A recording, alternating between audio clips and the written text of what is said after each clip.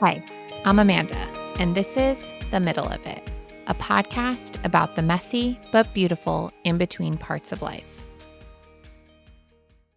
Today, we're talking about something that every single one of us deals with, whether we like it or not, when life gets lifey.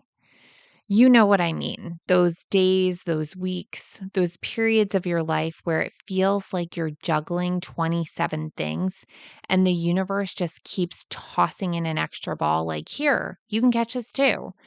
And you're like, oh my gosh, I can't take this anymore. And the hardest part, when you're doing everything right and it still feels like the ground is shifting underneath you. I want to talk about how I navigate those moments, not from a place of perfection, not from a place of I stay calm and centered at all times. Because if you know me, you know that's definitely not the case. I'm talking about the real, messy human stuff. I'm talking about faith, fear, impatience, emotional sobriety, reaching out, getting out of the house, target therapy, all of it. So let me start with a story because whenever I think about trusting the process, this recent trial, I guess, is what comes up for me. When we were trying to buy our house, the market was completely wild and people were offering way over asking. Houses were gone before the listing photos were even fully loaded. And there we were, putting in offer after offer and hearing no, no, no. 15 offers, 15 rejections, and each one just felt like a punch in my face. Every time I would talk to someone about it, they'd say something along the lines of, what's meant for you will be yours. I wanted to scream and actually punch them in the face. Because yes, I knew that was true, but when you're in the middle of that, when you're tired, scared, emotional, and frustrated, that phrase is like someone telling you to just relax when you're drowning in responsibilities. Let me paint the actual picture.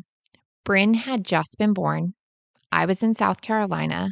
Alex had just gone back up to New Jersey.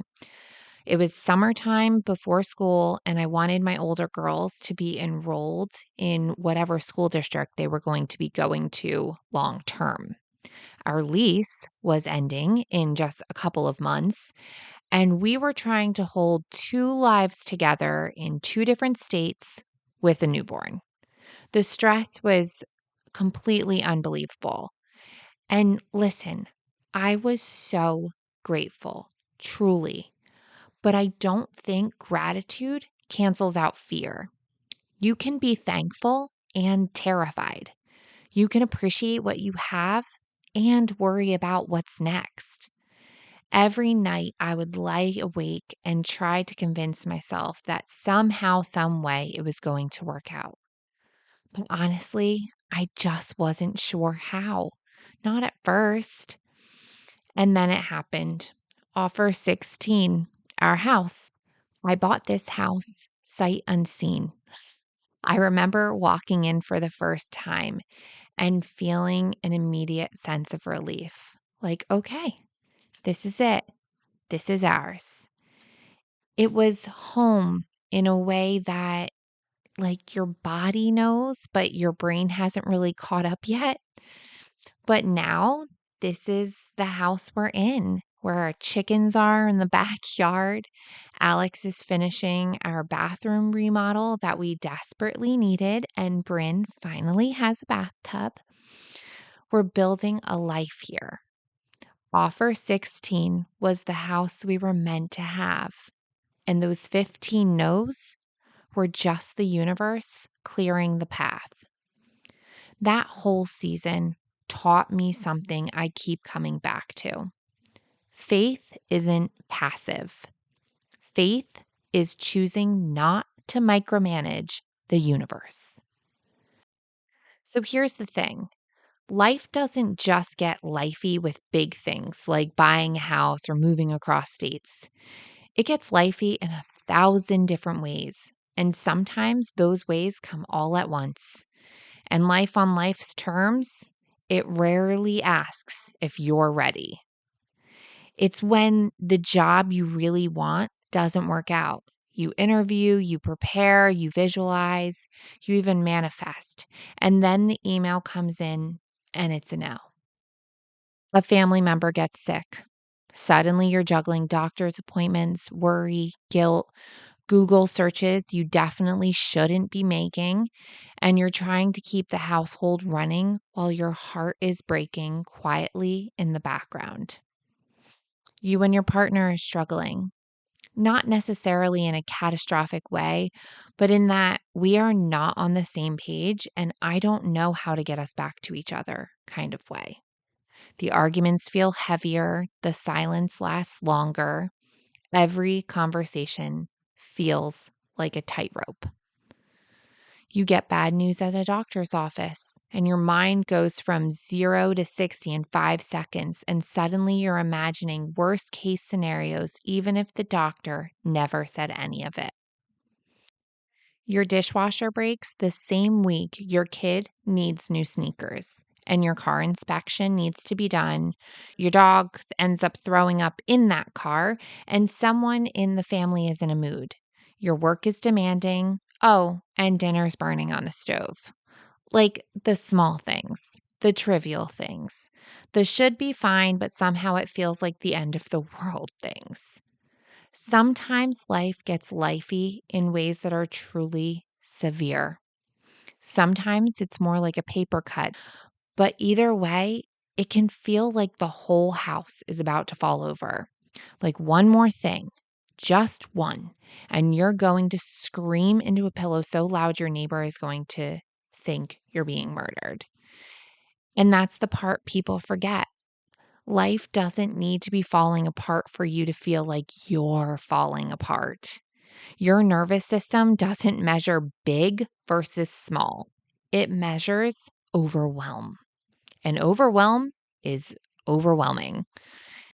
That's why emotional sobriety matters so much because it teaches us how to respond instead of react when life starts handing out the plot twists. So let's talk about emotional sobriety because this is truly the difference between spiraling and staying grounded when life does get lifey. For me, emotional sobriety isn't about never getting upset. It's not about being calm all the time, sitting on a yoga mat, humming in perfect peace. That's not real life for most people. Emotional sobriety for me is about how I show up when things don't go my way. And I've learned that it's directly tied to how strong my program is, how in the work I am. Am I reading? Am I meditating?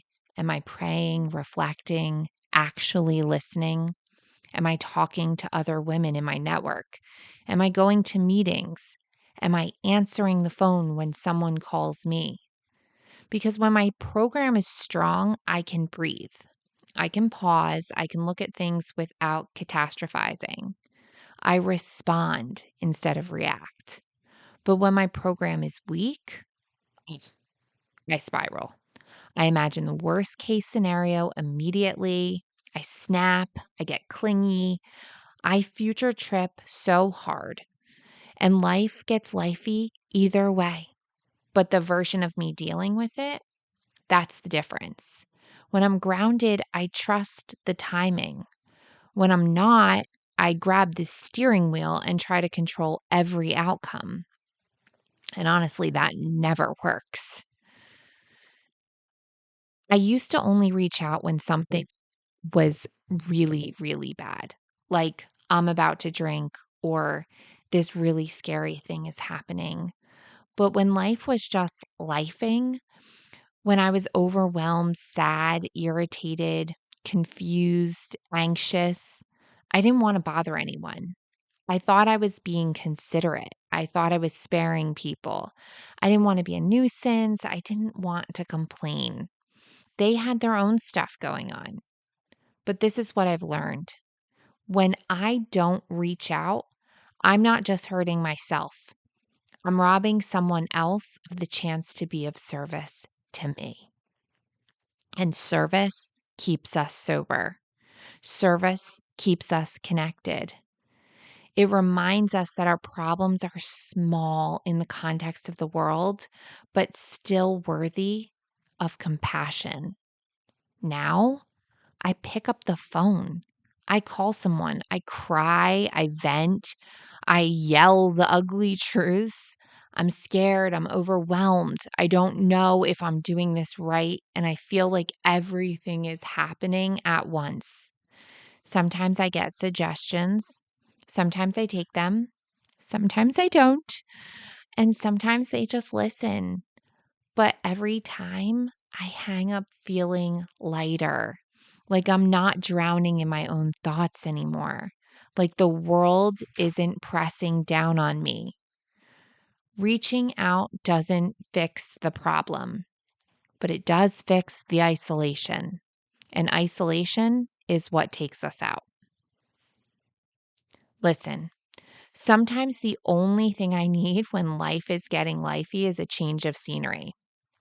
I'll grab one of my older girls and say, let's go to Target or Costco. I'll get Starbucks. That usually gets me a yes. And off we go. There's something healing about just walking through the aisles, looking at blankets we don't need, smelling candles, talking about random things, just letting go for a little bit. It's not avoidance, it's regulation, it's movement, it's connecting. And most of the time, by the time I get back home, I'm like, I got this. I can definitely handle this. Here are a few other suggestions that I've received or had heard over the years. And I think they're really helpful in those situations. And maybe they'll help you too. So it's like the right now list. It's not a to do list, but it's literally right now. What can you handle today? Not next month, not the whole future, just putting down on a list just the things you can make it through in that day. Moving your body, walk, stretch, do whatever makes you feel good about you. Go to the gym, go to a park, get fresh air. Motion shifts emotion. 5 minutes of sitting with yourself. This isn't meditating and it's not fixing anything. It's just sitting and letting your nervous system slow down. Asking yourself, will this really matter in a year? A lot of things instantly dissolve when you run it through that filter because it's like, is this really going to be bothering me? And should I put this much time and energy into it? And last, but very simply, do the next right thing. Whatever the smallest next right step is, take it. You'll feel so much better. I truly believe that what's meant for you will be yours. And what you're not meant to have, you can't force it. You might delay it. You might also exhaust yourself trying to make it happen. You might get in your own way with fear. But what's meant for you will be yours. Sometimes the no is protection. Sometimes the not yet is alignment. And sometimes silence is space being cleared. I remind myself my higher power can see around corners that I can't. So if you're in a season where life is lifey, where things feel heavy or slow or overwhelming, where you're impatient or scared or frustrated, I just want you to know this. You're okay. You're capable. You're supported. You're allowed to feel all of it. And you don't have to go through it alone. Life isn't supposed to be easy all the time. It's supposed to shape us, strengthen us, soften us. teach us. And you're not lost. You're just in the middle of it. Thanks for being here with me today. If this helped you, share the episode with someone who's having one of those lifey days. Until next time, keep going.